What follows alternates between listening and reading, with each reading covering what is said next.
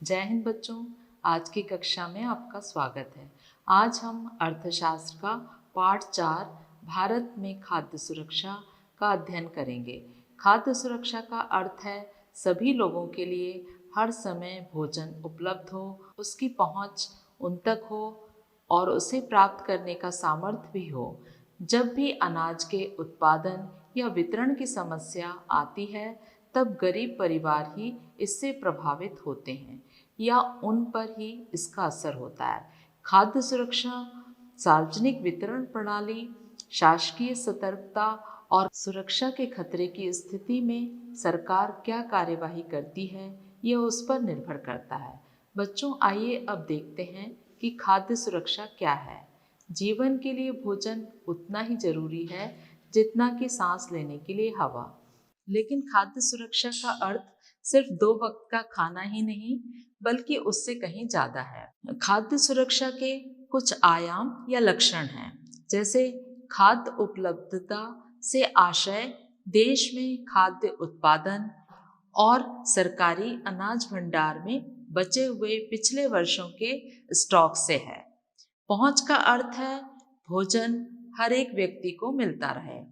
तीसरा है सामर्थ्य का अर्थ है लोगों के पास अपनी भोजन की आवश्यकताओं को पूरा करने के लिए पर्याप्त और पौष्टिक भोजन खरीदने के लिए पर्याप्त धन हो। बच्चों, किसी देश में खाद्य सुरक्षा केवल तभी सुनिश्चित होती है जब सभी लोगों के लिए पर्याप्त भोजन उपलब्ध हो। सभी लोगों के पास आवश्यक गुणवत्ता का भोजन खरीदने की क्षमता हो, भोजन उपलब्ध होने में किसी प्रकार की बाधा ना हो। बच्चों, आइए अब पढ़ते हैं कि खाद्य सुरक्षा क्यों जरूरी है। समाज का अधिक गरीब वर्ग तो हर समय खाद्य असुरक्षा से ही घिरा होता है, परंतु जब देश में भूकंप, सूखा, बाढ़, सुनामी आदि आपदाओं के आने से फसल खराब होने के कारण अकाल जैसी स्थिति पैदा हो जाती है, तो निर्धनता रेखा से ऊपर रहने वाले लोगों को भी खाद्य असुरक्षा का सामना करना पड़ता है। बच्चों, अब हम देखते हैं कि किसी आपदा के समय खाद्य सुरक्षा कैसे प्रभावित होती है। प्राकृतिक आपदा जैसे सूखे के दौरान खाद्यान्न का उत्पादन कम हो जाता है, जिससे प्रभावित क्षेत्रों में भोजन की कमी हो जाती है। भोजन की कमी के कारण कीमतें बढ़ जाती हैं और लोग भोजन नहीं खरीद सकते। और यदि यह आपदा अधिक विस्तृत क्षेत्र में आती है या अधिक लंबे समय तक बनी रहती है, तो भुखमरी की स्थिति पैदा हो सकती है। बड़े पैमाने पर भुखमरी अकाल में बदल सकती है। अकाल और भुखमरी से बड़े पैमाने पर मौतें होती हैं, जिसका कारण है विवश होकर दूषित जल या सड़े भोजन के सेवन से फैलने वाली महामारियां तथा भुखमरी से कमजोर होने के कारण शरीर की रोगों से लड़ने की क्षमता में भी कमी आती है। भारत में 1943 में सबसे भयानक अकाल पड़ा था। वह 1943 का बंगाल का अकाल था और इस अकाल में भारत के बंगाल प्रांत में 30 लाख लोग मारे गए थे और इसमें सबसे ज़्यादा प्रभावित खेतों में काम करने वाले मजदूर, मछुआरे, परिवहन कर्मी और अन्य श्रमिक ही मारे गए थे। भारत में बंगाल जैसा अकाल दोबारा कभी नहीं पड़ा, परंतु आज भी उड़ीसा में कालाहांडी तथा काशीपुर जैसे स्थान हैं जहां अकाल जैसी स्थिति अनेक वर्षों से बनी हुई है और वहां भूख के कारण कई लोगों की मृत्यु भी हुई है। हाल ही के कुछ वर्षों में राजस्थान के बारन जिले, झारखंड के पलामू जिले तथा अन्य दूरस्थ क्षेत्रों में भूख के कारण भी लोगों की मृत्यु की सूचना भी प्राप्त हुई है। बच्चों, इसीलिए किसी भी देश में खाद्य सुरक्षा आवश्यक होती है ताकि हमेशा खाद्य उपलब्ध हो सके। बच्चों, आइए अब पढ़ते हैं कि खाद्य असुरक्षित कौन है। भारत में लोगों का एक बड़ा वर्ग खाद्य एवं पोषण की दृष्टि से असुरक्षित है, परंतु इससे सबसे ज्यादा प्रभावित हैं भूमिहीन, बहुत कम या बिना जमीन वाले लोग, पारंपरिक दस्तकार या कारीगर, पारंपरिक सेवाएं देने वाले लोग, अपना छोटा मोटा काम करने वाले कामगार और निराश्रितों तथा भिखारी। शहरी क्षेत्रों में देखा जाए तो सबसे असुरक्षित परिवार वे हैं जो हमेशा कम वेतन वाले व्यवस्थाओं और अनियत श्रम बाजार में काम करते हैं। ये कामगार ज्यादातर मौसमी कार्यों में लगे रहते हैं। इनको बहुत कम मजदूरी दी जाती है जिससे कि वे जीवित रह सकें। भोजन खरीदने में असमर्थता के साथ सामाजिक संरचना भी खाद्य असुरक्षा में भूमिका निभाती है। अनुसूचित जाति, अनुसूचित जनजाति और अन्य पिछड़ी जातियों के कुछ वर्गों के पास या तो बहुत कम भूमि है या खराब भूमि है, जिससे उनकी भूमि की उत्पादकता बहुत कम है। ऐसे लोग खाद्य की दृष्टि से बहुत जल्दी असुरक्षित हो जाते हैं। इसके अलावा प्राकृतिक आपदाओं से प्रभावित लोग भी, जिन्हें काम की तलाश में दूसरी जगह जाना पड़ता है, वे भी सबसे ज्यादा असुरक्षित हैं। गर्भवती और नर्सिंग माताओं और 5 साल से कम उम्र के बच्चों का बड़ा हिस्सा खाद्य असुरक्षित है। खाद्य असुरक्षित आबादी के एक महत्वपूर्ण हिस्से का गठन करता है। देश में आर्थिक रूप से पिछड़े राज्य, जहां गरीबी अधिक है, आदिवासी और सुदूर क्षेत्र, प्राकृतिक आपदाओं से बार बार प्रभावित होने वाले क्षेत्र आदि में खाद्य की दृष्टि से असुरक्षित लोगों की संख्या बहुत अधिक है। उत्तर प्रदेश के पूर्वी और दक्षिण पूर्वी हिस्से, बिहार, झारखंड, उड़ीसा, पश्चिम बंगाल, छत्तीसगढ़, मध्य प्रदेश और महाराष्ट्र के कुछ भागों में भी खाद्य की दृष्टि से असुरक्षित लोगों की संख्या बहुत ज्यादा है। बच्चों, खाद्य असुरक्षा का दूसरा पहलू भुखमरी या भूख है, जो गरीबी की अभिव्यक्ति नहीं है। यह गरीबी के बारे में बताता है। खाद्य की दृष्टि से सुरक्षित होने से भुखमरी समाप्त हो जाती है और भविष्य का खतरा भी कम हो जाता है। भूख के दीर्घकालिक और मौसमी आयाम होते हैं। दीर्घकालिक भुखमरी मात्रा और गुणवत्ता के आधार पर अपर्याप्त भोजन ग्रहण करने के कारण होती है। गरीब लोग अपनी कम आय और जीवित रहने के लिए खाद्य पदार्थ खरीदने में असमर्थ होते हैं, दीर्घकालिक भुखमरी से ग्रस्त हो जाते हैं। भुखमरी का दूसरा पहलू है मौसमी भुखमरी। यह फसल उपजाने और काटने के चक्र से संबंधित है। यह ग्रामीण क्षेत्रों की कृषि क्रियाओं की मौसमी प्रकृति के कारण तथा नगरीय क्षेत्र में नियमित काम न मिलने के कारण होती है। जैसे शहरों में बरसात के मौसम में नियमित रूप से श्रमिकों को काम नहीं मिल पाता। इस तरह की भुखमरी तब होती है जब किसी व्यक्ति को पूरे वर्ष काम नहीं मिलता है। बच्चों, देखा जाए तो भारत में 1983 से 2000 के बीच मौसमी और दीर्घकालिक भुखमरी के प्रतिशत में गिरावट आई है। स्वतंत्रता के बाद से ही खाद्यान्नों में आत्मनिर्भर होना भारत का लक्ष्य रहा है। आजादी के बाद से भारतीय नीति निर्माताओं ने खाद्यान्नों में आत्मनिर्भरता प्राप्त करने के लिए कई उपाय किए। कृषि के क्षेत्र में एक नई रणनीति अपनाई, जिसके परिणाम स्वरूप हरित क्रांति हुई, विशेष तौर पर गेहूं और चावल के उत्पादन में।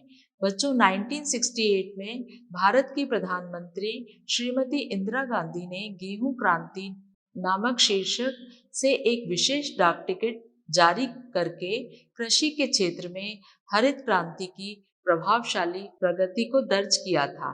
गेहूं की सफलता के बाद चावल के क्षेत्र में भी सफलता मिली। अनाज की उपज की वृद्धि सभी प्रदेशों में एक जैसी नहीं थी। उत्तर प्रदेश और मध्य प्रदेश में सबसे ज्यादा वृद्धि हुई। जैसे वर्ष 2015-16 में उत्तर प्रदेश में 44.01 करोड़ टन और मध्य प्रदेश में 30.21 करोड़ टन की वृद्धि हुई। इसी प्रकार 2015-16 में कुल अनाजों का उत्पादन 252.22 करोड़ टन था, जो वर्ष 2016-17 में 275.68 करोड़ टन हो गया। गेहूं के उत्पादन में उत्तर प्रदेश में 26.87 और मध्य प्रदेश में 17.69 करोड़ टन वर्ष 2015-16 में हुआ था।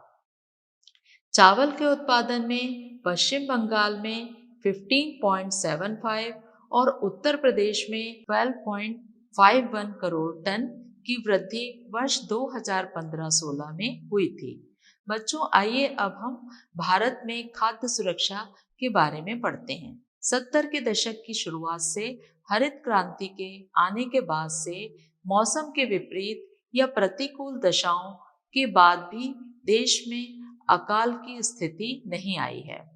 पूरे देश में अलग अलग फसलों के उत्पादन के कारण पिछले 30 वर्षों के दौरान खाद्यान्नों के मामले में हमारा देश आत्मनिर्भर बन गया है। सरकार द्वारा सावधानी पूर्वक तैयार की गई खाद्य सुरक्षा व्यवस्था के कारण देश में खराब मौसम होने के बाद भी किसी और अन्य कारण से अनाज की उपलब्धता और भी ज्यादा सुनिश्चित होने के बाद भी किसी और अन्य कारण से अनाज की उपलब्धता और भी ज्यादा सुनिश्चित हो गई।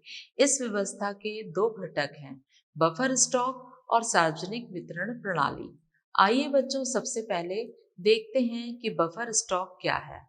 बफर स्टॉक भारतीय खाद्य निगम FCI के माध्यम से सरकार द्वारा खरीदे जाने वाले खाद्यान्न और गेहूं और चावल के भंडार हैं। भारतीय खाद्य निगम अधिशेष या अधिक उत्पादन करने वाले राज्यों में किसानों से गेहूं और चावल खरीदता है। किसानों को उनकी फसल के लिए पहले से घोषित कीमतें दी जाती हैं। इस मूल्य को न्यूनतम समर्थित कीमत कहा जाता है, MSP मिनिमम सपोर्ट प्राइस। इन फसलों के उत्पादन को प्रोत्साहन देने के लिए हर साल बुआई के मौसम में पहले सरकार MSP या न्यूनतम समर्थित कीमत की घोषणा कर देती है। सरकार खरीदे हुए अनाजों को खाद्य भंडार में रखती है। बच्चों, क्या आप जानते हैं कि सरकार बफर स्टॉक क्यों बनाती है?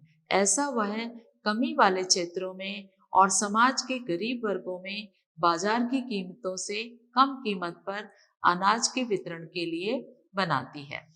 इस कीमत या मूल्य को निर्गम कीमत भी कहते हैं। इसे इशू प्राइस भी कहा जाता है और यह खराब मौसम में या फिर आपदा काल में अनाज की कमी की समस्या हल करने में भी मदद करता है। बच्चों, आइए अब हम समझते हैं कि सार्वजनिक वितरण प्रणाली क्या है। भारतीय खाद्य निगम FCI द्वारा अधिप्राप्त अनाज को सरकार नियमित राशन की दुकानों के माध्यम से समाज के गरीब वर्गों में वितरित करती है। इसे सार्वजनिक वितरण प्रणाली PDS या पब्लिक डिस्ट्रीब्यूशन सिस्टम कहा जाता है। अब देश के अधिकतर क्षेत्रों में, गांवों में, कस्बों में और शहरों में राशन की दुकानें हैं। पूरे देश में लगभग 5.5 लाख राशन की दुकानें हैं, जिन्हें उचित दर वाली दुकानें भी कहा जाता है। चीनी, खाद्यान्न और खाना पकाने के लिए मिट्टी का तेल का स्टॉक होता है। ये सब बाजार से कम कीमत पर लोगों को बेचा जाता है। जिसके पास राशन कार्ड हो, वह कोई भी परिवार प्रत्येक माह इनकी एक निश्चित मात्रा में पास की राशन की दुकान से खरीद सकता है। बच्चों, शायद आप जानते होंगे कि राशन कार्ड 3 प्रकार के होते हैं। निर्धनों से भी निर्धन लोगों के लिए अंत्योदय कार्ड, निर्धन रेखा से नीचे के लोगों के लिए BPL कार्ड, गरीबी रेखा से ऊपर वाले लोगों के लिए APL कार्ड। बच्चों, भारत में राशन व्यवस्था की शुरुआत बंगाल के अकाल की पृष्ठभूमि में 1940 के दशक में हुई। हरित क्रांति से पहले भी खाद्य संकट के कारण राशन प्रणाली को दोबारा शुरू किया गया। 70 के दशक के मध्य में NSSO की रिपोर्ट के अनुसार खाद्य संबंधी 3 महत्वपूर्ण कार्यक्रम प्रारंभ किए गए। पहला है सार्वजनिक वितरण प्रणाली, जो पहले से ही था उसे और मजबूत किया गया। दूसरा है एकीकृत बाल विकास सेवाएं ICDS, जो प्रयोग के तौर पर 1975 में शुरू की गई। तीसरा है काम के बदले अनाज FFW, फूड फॉर वर्क। इसे 1977-78 में शुरू किया गया था। वर्तमान में कई गरीबी उन्मूलन कार्यक्रम PAP हैं, जो ज्यादातर ग्रामीण क्षेत्रों में हैं। इनमें स्पष्ट रूप से घटक खाद्य भी हैं। यहाँ सार्वजनिक वितरण प्रणाली, दोपहर का भोजन आदि खाद्य की दृष्टि से सुरक्षा के कार्यक्रम हैं। अधिकतर PAP भी खाद्य सुरक्षा बढ़ाते हैं। रोजगार कार्यक्रम भी गरीबी की आय में बढ़ोतरी करके खाद्य सुरक्षा में बहुत योगदान करते हैं। बच्चों, आइए अब देखते हैं कि सार्वजनिक वितरण प्रणाली की वर्तमान स्थिति क्या है। सार्वजनिक वितरण प्रणाली खाद्य सुरक्षा सुनिश्चित करने की दिशा में भारत सरकार द्वारा उठाया गया महत्वपूर्ण कदम है। शुरू में यह प्रणाली सबके लिए थी, निर्धनों और गैर निर्धनों में कोई अंतर नहीं था। उसके बाद के वर्षों में अधिक दक्ष और अधिक लक्षित बनाने के लिए दिशा में भारत सरकार द्वारा उठाया गया महत्वपूर्ण कदम है। शुरू में यह प्रणाली सबके लिए थी, निर्धनों और गैर निर्धनों में कोई अंतर नहीं था। उसके बाद के वर्षों में अधिक दक्ष और अधिक लक्षित बनाने के लिए इसे संशोधित किया गया। 1992 में देश के 1700 ब्लॉकों में संशोधित सार्वजनिक वितरण प्रणाली RPDS शुरू की गई। इस प्रणाली का लक्ष्य दूर दराज और पिछड़े क्षेत्रों में सार्वजनिक वितरण प्रणाली के माध्यम से लाभ पहुंचाना था। जून 1997 से सभी क्षेत्रों में गरीबों को लक्षित करने के सिद्धांत को अपनाने के लिए लक्षित सार्वजनिक प्रणाली TPDS की शुरुआत की गई। इस कार्यक्रम में निर्धनों और गैर निर्धनों के लिए अलग अलग कीमत रखी गई। इसके अलावा वर्ष 2000 में अंत्योदय अन्न योजना और अन्नपूर्णा योजना प्रारंभ की गई। अंत्योदय अन्न योजना गरीबों में भी सर्वाधिक गरीब और अंत्योदय अन्न योजना दीन वरिष्ठ नागरिक के समूहों पर लक्षित थी। इन दोनों योजनाओं का संचालन सार्वजनिक वितरण प्रणाली के वर्तमान नेटवर्क से जोड़ दिया गया है। साथ ही इन्हीं वर्षों के दौरान सार्वजनिक वितरण प्रणाली के मूल्यों को स्थिर बनाने और उपभोक्ताओं को सस्ती कीमतों पर खाद्यान्न उपलब्ध कराने में सरकार की नीति का सबसे प्रभावी साधन सिद्ध हुआ। इसने देश के अनाज की अधिशेष क्षेत्रों से कमी वाले क्षेत्रों में खाद्य पूर्ति के माध्यम से अकाल और भुखमरी को रोकने में भी महत्वपूर्ण भूमिका निभाई है। गरीब परिवारों के पक्ष में कीमतों में संशोधन भी होता रहा है। न्यूनतम समर्थित कीमत और अधिप्राप्ति ने खाद्यान्नों के उत्पादन की वृद्धि में योगदान दिया है और कुछ क्षेत्रों में किसानों को आय की सुरक्षा दी है। फिर भी सार्वजनिक वितरण प्रणाली को कई आधारों पर कड़ी आलोचना का सामना करना पड़ा है। जैसे अन्न भंडारों के भरे होने के बाद भी भुखमरी की घटनाएं हो रही हैं, कहीं अनाज सड़ रहा है, कुछ स्थानों पर चूहे अनाज खा रहे हैं। खाद्यान्नों के बफर स्टॉक का उच्च स्तर बहुत ही अवांछनीय और बेकार है। विशाल खाद्य स्टॉक का भंडारण बर्बादी और अनाज की गुणवत्ता में कमी के अलावा उचित रखरखाव के लिए भी जिम्मेदार है। न्यूनतम समर्थित कीमत पर अनाज की ज़्यादा खरीदारी प्रमुख अनाज उत्पादक राज्यों जैसे पंजाब, हरियाणा और आंध्र प्रदेश की ओर से डाले गए दबावों का नतीजा है। खरीदारी केवल कुछ समृद्ध क्षेत्रों में 2 फसलों तक सीमित है।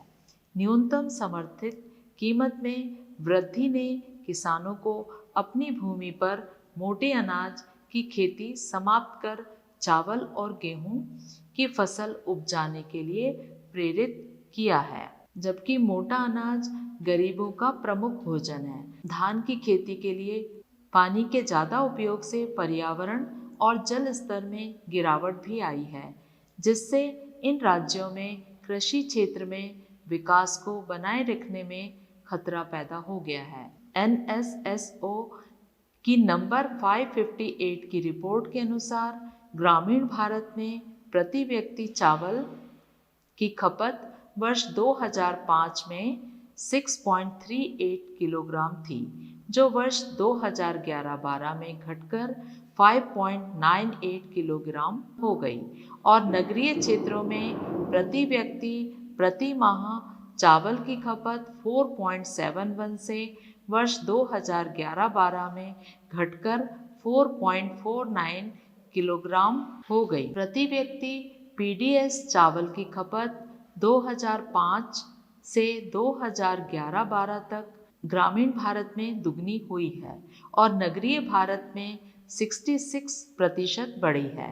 इस प्रकार PDS गेहूं की खपत प्रति माह प्रति व्यक्ति खपत 2004-05 से ग्रामीण एवं नगरीय भारत में 2 गुना हो गई है। PDS डीलर अधिक लाभ कमाने के लिए अनाज को खुले बाजार में बेचते हैं, राशन की दुकानों में खराब अनाज बेचते हैं, दुकान को कभी कभी खोलते हैं। राशन की दुकानों में खराब अनाज पड़ा रहता है जो बिक नहीं पाता। यह एक बड़ी समस्या है। जब राशन की दुकानें इन अनाजों को बेच नहीं पाती तो FCI के गोदामों में अनाज का विशाल स्टॉक जमा हो जाता है।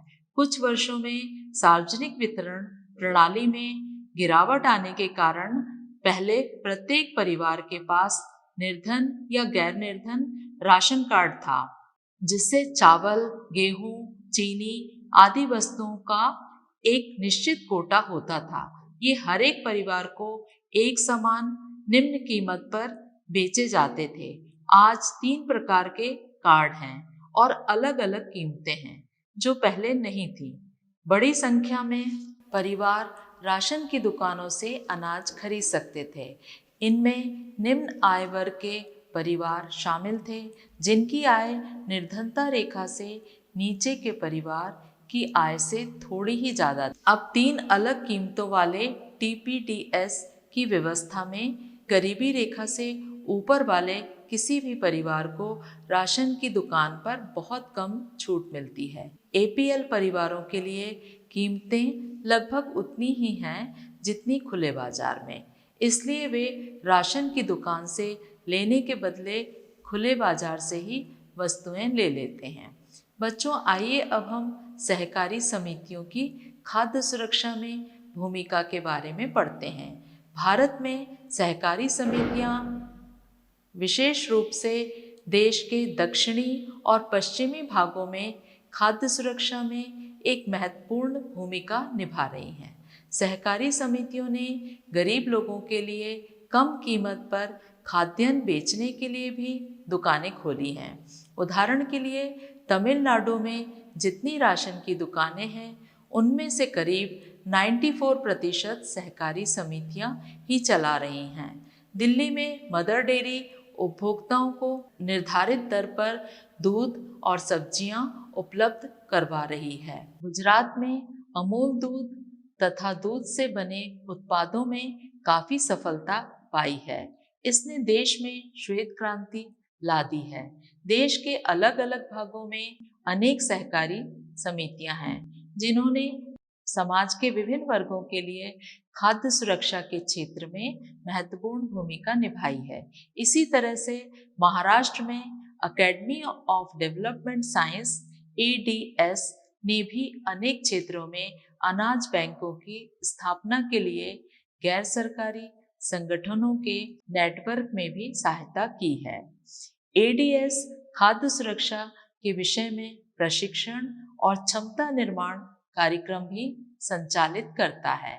ADS अनाज बैंक कार्यक्रम एक सफल और नए प्रकार के खाद्य सुरक्षा कार्यक्रम के रूप में काम कर रहा है।